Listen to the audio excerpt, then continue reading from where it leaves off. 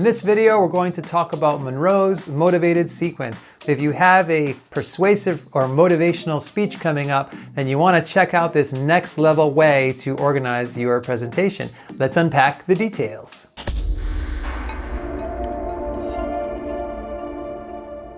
If this is your first time tuning in to this channel, Communication Coach, we make weekly videos about communication and leadership.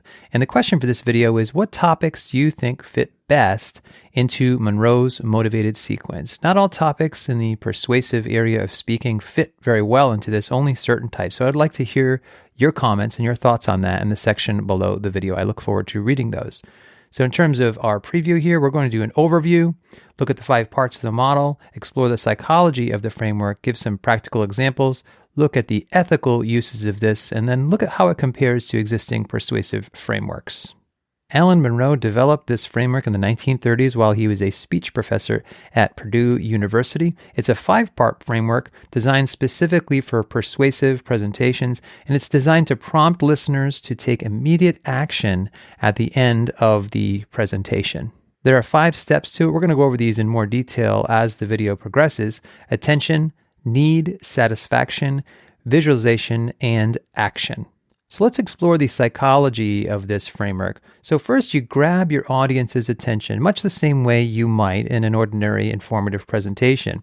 You're using stories, statistics, you're using nice quotations that grab people's attention. In a regular introduction, though, you're going to have other things like a thesis and a preview, but really this whole step in Monroe's motivated sequence is devoted to grabbing people's attention. So you're going to stack up a lot of these techniques. You might use not just a story, but a quotation, some rhetorical questions, some statistics, all stacked up and jammed into this attention step so that you really grab people's attention. Then you transition to what's called the need portion of the presentation framework. And here's where they're starting to feel a little lower because you are showing them there's a great need associated with the topic that you're talking about. So here again, you're sharing stories, statistics, and everything else, but it's devoted to convincing people that there is a need. Remember, at the end of this, you want them to take some kind of action, and they're not likely to do that unless they're first convinced that there is an actual need. So now you're going to help them feel a little bit better. You're going to tell them there is a solution. There's a way to satisfy the need that you have articulated. And here's where you explain in quite detail the exact steps that you want them to follow. And by doing so, you create a solution to the need that you have just articulated. So now they're feeling a little bit better. The next step is visualization, where you're going to help them literally picture what life will look like if they adopt the particular solution or satisfaction step that you are recommending. And so now they're going to move up on the scale and feel a little bit better about life because you're like, hey, I showed you what the satisfaction step was, and now I'm going to help you visualize it. So you're telling stories, showing photos, whatever it takes to show them all the benefits that they will feel because they adopted your particular satisfaction step. So the last step is called the action step. Some people call this literally the call to action, where you ask your audience to do something right there and then. You ask them for their email address, you ask them to text a certain number, some type of action that they are taking forward toward the solution step, the satisfaction step that you have already outlined. And here they should be the happiest, so they're way up on the scale because they're actually taking part in solving that need that you articulated earlier. They're starting to feel really good about themselves because they're participating in this solution personally. So I like to outline it this way to show you how first they're feeling okay, then they're not feeling so good in that need step, but then they go up toward the action step. So there's some psychology here. First, you're making them feel that need, and then you're helping satisfy that need. So there's that persuasive and motivating element to it. And I think that the magic of this model really is in that need step.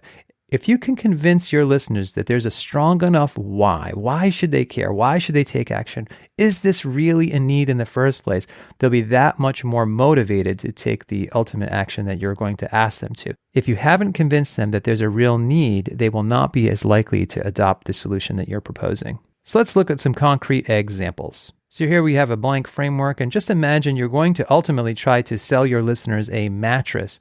Well, there are some steps that you need to follow before you ask for that sale.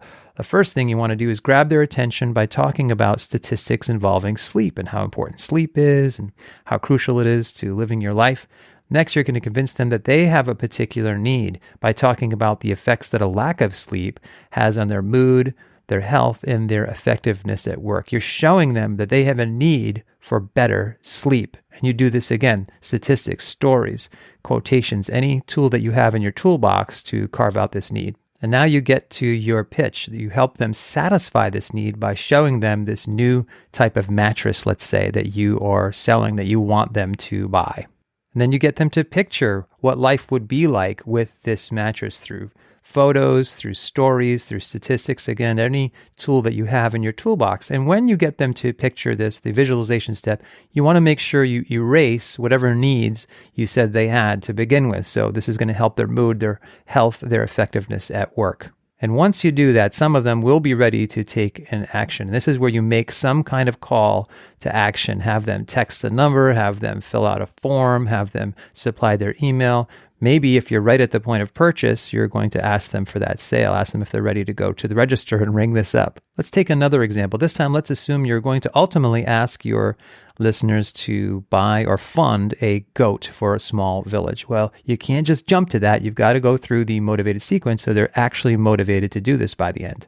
So in the attention step, you might tell them a story about a particular village that has a lot of problems and a lot of poverty. Then you go into your need step where you talk about how there's little food, few jobs, no hope. Then you get to your satisfaction where you talk about how much money it would require to donate a goat to this kind of village that would make a real difference. In the visualization step, you're going to help them picture it through actual photos, before and after photos, for example, of how well the village is doing or other villages like it. You tell stories about lives that were changed in this village because of the goat. And the last action step is where you ask them to donate a small portion or however much you're asking for in that particular presentation to purchase a goat, to donate a goat. So let's take a look at the psychology of the framework in terms of the village and the goat presentation. So you tell them a story about the village, and you might do other things here to grab their attention like statistics and quotations. Then you have to show them there's a need. This is where the why comes in. Otherwise, they're not going to be very motivated. So no jobs, no food, no hope. Then they're feeling a little bit better because now you're telling them, oh, there's a solution here. You can donate a goat or a portion of a goat.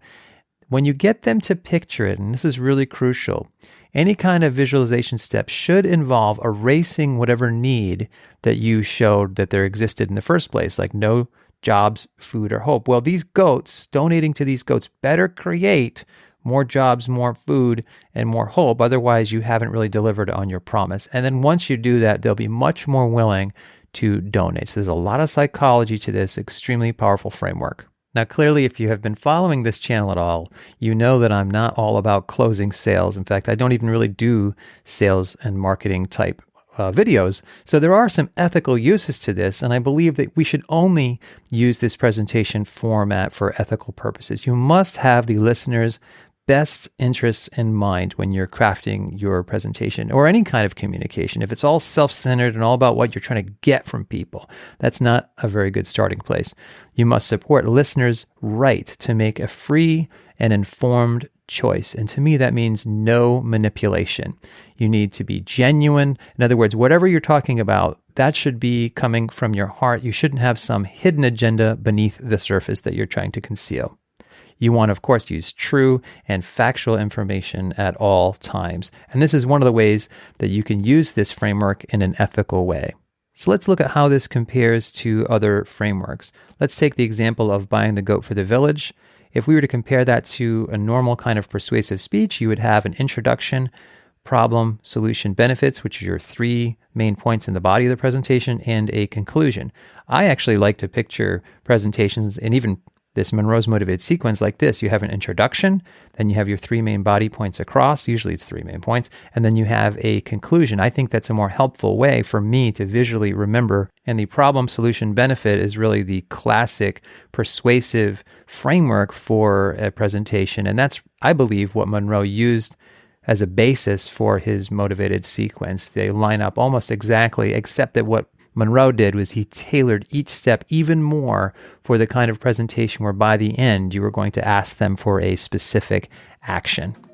So question of the day, what topic do you think fits best into this framework? Not all topics are equal and they don't all fit into Monroe's motivated sequence, but I would love to hear your suggestions in that comment section below. I look forward to reading those there. Hope you got something out of this look at Monroe's motivated sequence. I encourage you to use it in your next presentation if you have that opportunity. And if you have not yet subscribed to this channel, Communication Coach, I encourage you to do that. So thanks, God bless, and I'll see you in the next video.